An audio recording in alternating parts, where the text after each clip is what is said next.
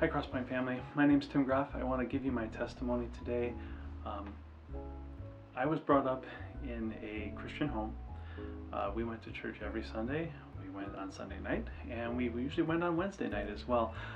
Every time the church was open, we were pretty much there. I learned a lot about God from my parents, who both have taught me Sunday school. They both have taught me a lot of things that I need to know: how to defend my faith, how to understand my faith. But it was when I was 10, I was baptized. I was a charter member of Westosha Baptist Church in Twin Lakes, and I thought from there I could pretty much just coast on through life. I was able to just see this as I was doing my duty for God, and I had invited Him into my heart, so He was there, and that was it. That's all I had to do. And I was serving, and I did that all up until high school. My dad became pastor of that church in 1997, and I continued serving, and I became the music director there and would lead singing, mostly because I was the one who could sing the loudest and everybody could hear me. So from there, it was just coasting. I thought I could coast through life. I thought I could coast through all the pieces, and I had God, and I was all set. I didn't have to do anything else. I got married in 2007, and I didn't ask God about anything in my life. I didn't involve Him other than on Sunday morning from that point. And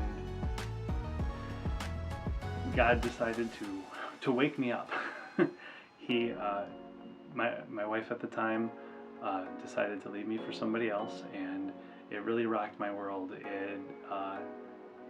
It rocked me down to my foundations, and it turned out that's where I found God again, is at my foundation. It's at the core. And having the foundation in the faith, and having that ability to turn to Him when everything's falling apart, is crucial and very helpful.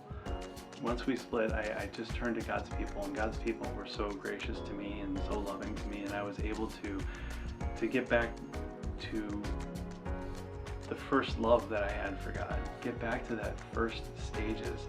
And then I was able to take that and make a daily routine, or at least as much of a daily routine as I can do it as a human being. I still fail. I make that a daily routine of trying to be in God's Word and be in all of His things, in prayer and meeting with His people as much as I can. And from there I started asking God, hey, maybe I should talk to you, the one who actually knows what's going on, about what should happen in my life and what steps should be taken in my life. And God led me to the wonderful wife that I have now, to two wonderful stepchildren, and as well as my son. And God just said, the plans that I have for you are better than anything that you could imagine. I wanted God to be involved in every decision that I made,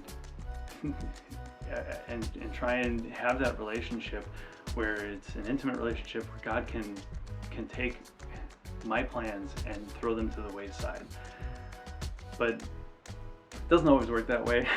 I try and do it, but it doesn't always work that way. But in the end, what I really want to be able to convey to you is that this isn't a story about me. It's about what God does. This is a story that I got the pleasure and the privilege to be involved with, but really it's about God came down to us, not worrying about the fact that we aren't going to always listen to Him, and that we're not always going to do what He wants us to do, but He came down and saved us anyway. And He came down and paid the debt that we can't pay, because the price is too big. And I want you guys to know that today, because it's the most important thing, and it is good news.